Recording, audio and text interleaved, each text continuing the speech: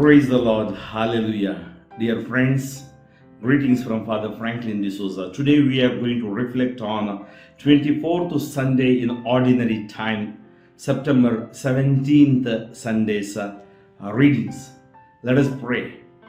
Heavenly Father, we praise you, we glorify you, we thank you. Lord, as we hear this reading and as I explain this reading, give the grace of understanding. Pour out your Spirit upon the people and upon my listeners. Bless them mightily so that they may experience your healing touch through the power of the Word of God. We ask this through Christ our Lord. Amen. Today's first reading from the book of Sirach, chapter 27, verses 30 to chapter 28, verse 7.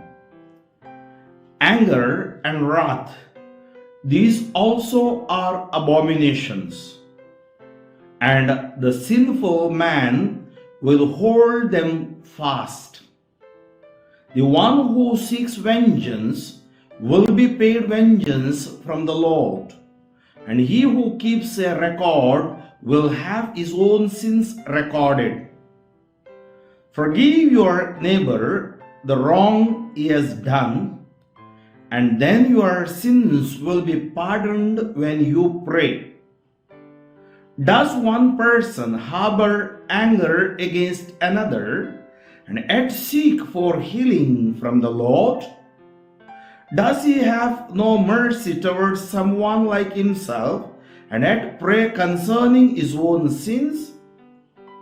If he himself, being flesh, maintains wrath, who will make atonement for his sins?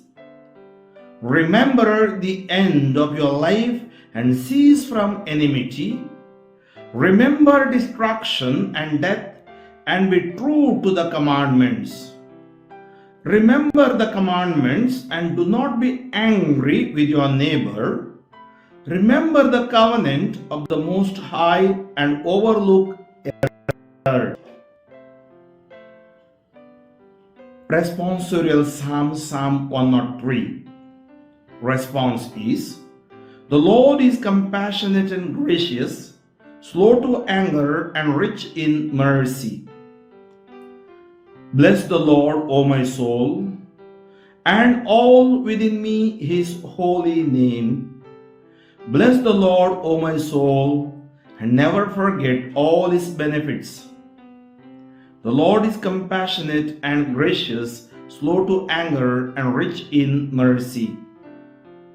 It is the Lord who forgives all your sins, who heals every one of your ills, who redeems your life from the grave, who crowns you with mercy and compassion.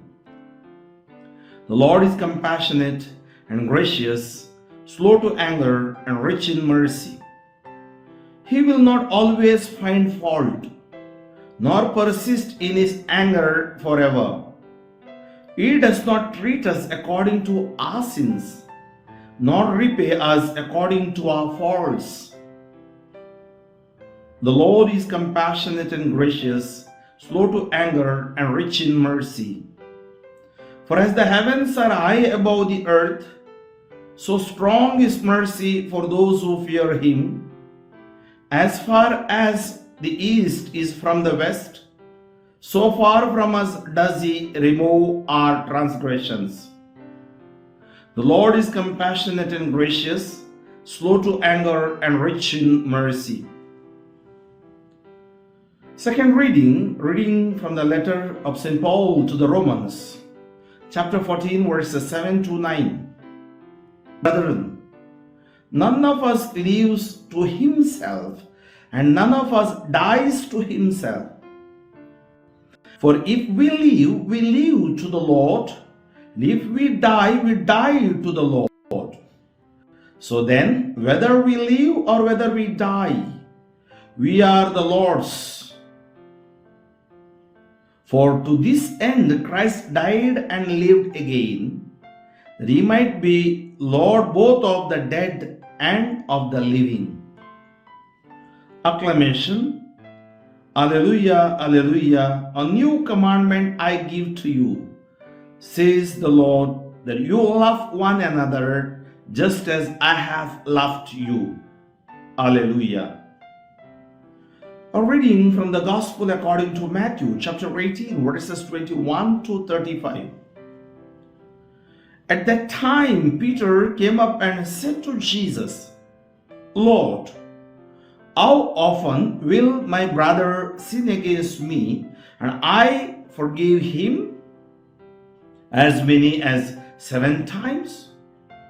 Jesus said to him, I do not say to you 7 times, but 70 times 7. Therefore, the kingdom of heaven may be compared to a king who wished to settle accounts with his servants.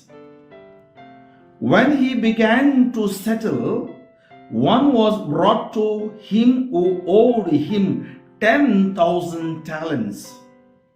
And since he could not pay, his master ordered him to be sold with his wife and children and all that he had, and payment to be made.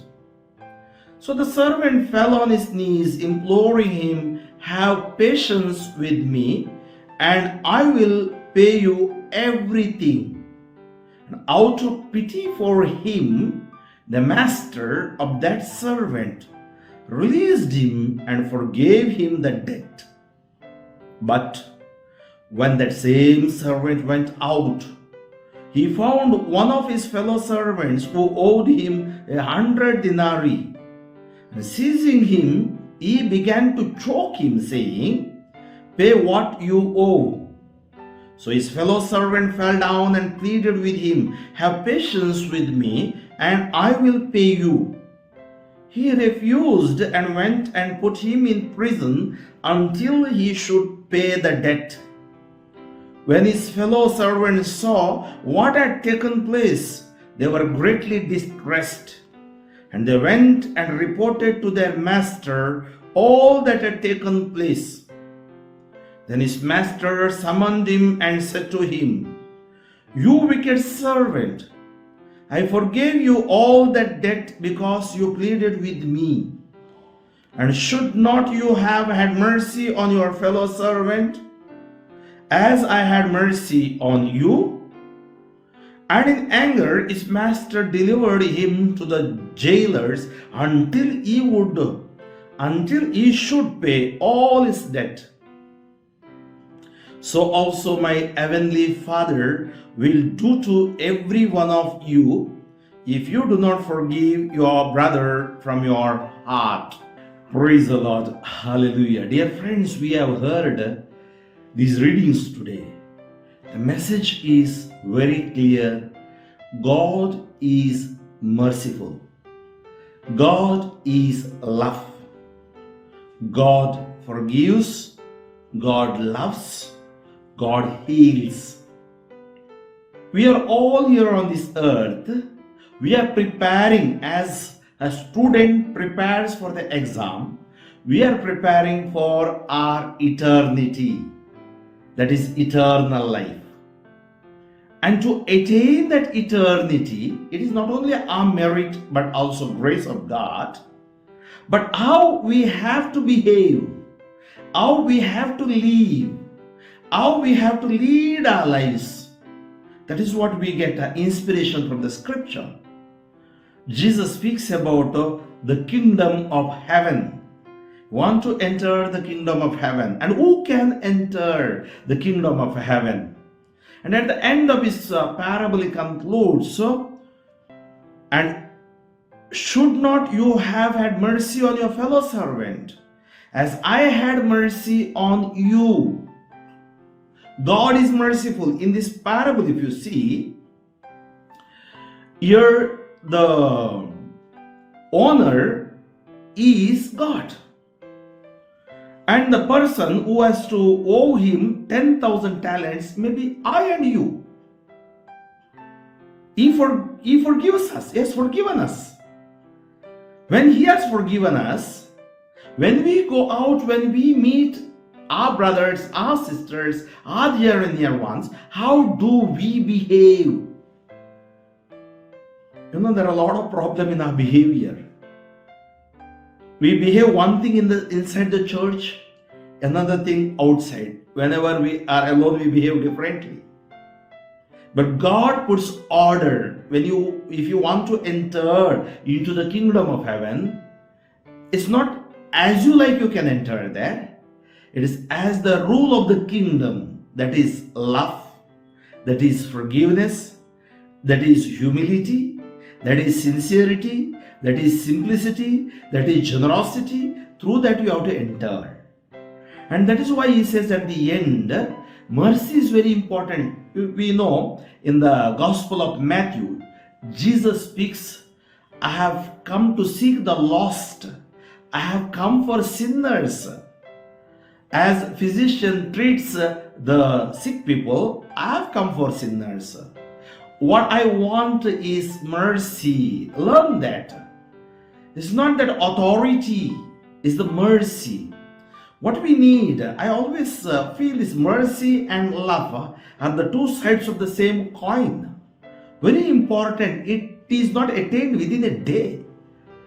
Through the power of the Spirit and grace of God, and through the Word of God, we can attain that mercy in our lives. We can be merciful. The person who is merciful, he will be peaceful. He'll experience peace. And then he says, so also my heavenly Father will do to every one of you if you do not forgive your brother from your heart. It's very important. There is a gap between head and heart. When the head aches, heart breaks. When the heart breaks, head aches. I always say in the family also, father is the head of the family, wife is the heart of the family, mother is the heart of the family. There's a lot of gap between it. But we have to connect it with the power of the Word of God, with the grace of God. And he says, if you do not forgive your brother or sister from your heart, you will not experience forgiveness from God. That is what the first reading, and then we have the psalm. First reading from the book of Sirach. Sirach is like headmaster. He teaches us a lot of things. I advise you, as you read Psalms and other books, read Sirach thoroughly, carefully, slowly. He gives a lot of answers for a lot of questions. Sometimes we may be in trouble. You can see how Sirach guides us.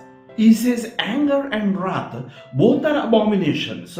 Yet sinner holds on to them. And if you have the thought of taking revenge, and God will not forgive you. You go for confession, your sins are forgiven. If you don't forgive, God will keep the account of his sins. That's why Sirach says, when you stand for prayer, forgive those who hurt you, God will listen to your prayer. That is what Jesus says. Forgive us our trespasses as we forgive those who trespass against us. So we should not harbor anger in our heart. Then he says, remember the end of your life. And then what happens? You will die. Your body will be rotten. And where you will go? Will you attain that kingdom of heaven? Will you attain the eternity? You will bring distraction. So let us not become the people who bring distraction, but we the people, the sowers of the peace, love and joy and mercy among the people. And as you see in today's psalm, it's a psalm of healing. You can read it again and again. So he says, it is the Lord who forgives all our sins, who heals every one of your ills. See, the hope we have, who redeems your life from the grave, who crowns you with mercy and compassion. He will not always find fault. We find fault. Husband finds fault with the wife. Wife finds fault with the husband and this thing. He will not find fault. Nor persist in his anger forever. God's anger is not forever. He does not treat us according to our sins. If he would have treated us according to our sins, none of us would have been here. Even me. Not repay us according to our faults. So God is merciful, forgiving God. Today, I ask you to give up hatred. Destroy that hatred in Jesus' name. Hatred is like, cancerous tumor. Like again and again it comes, the virus, the hatred also same. We have to destroy, but we need the grace of God. We need the power of God. We need the power we get through the scripture. And through today's readings, let us transform ourselves. Let us change our hearts, minds, and our lives. And let us become the real witnesses of mercy of our God. Heavenly Father, I praise and glorify thy name. I thank you for revealing us this passage today. I pray for my brothers and sisters. Have mercy on them. Very especially, Lord, all those who are not able to forgive, all those who live in hatred. Because of hatred, they are sick, they are bedridden. Give them the grace to forgive themselves, forgive you, forgive their neighbors, dear and near ones, whatever may be the wounds. You forgive from the cross, Father. They do not know what they are doing. Forgive them. Lord, remove that hardness of the heart, hardness in their behavior, Lord. Jesus, have mercy on them. All those who are in need of a healing touch around the globe. As you touch the man near the pool of Bethesda for 38 years. As you touch the woman in hemorrhages for 12 years. As you touch the deaf, dumb, mute people. As you touch the lepers and touch the person who was in dropsy, withered hand. And the person was possessed with a demon.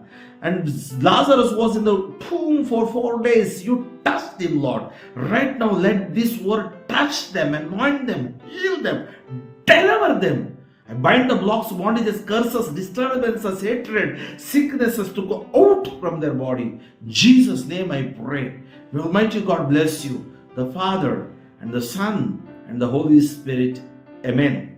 Father Franklin D'Souza, Diocese of Shimoga, pray for me, friends, and kindly forward this message to your WhatsApp groups.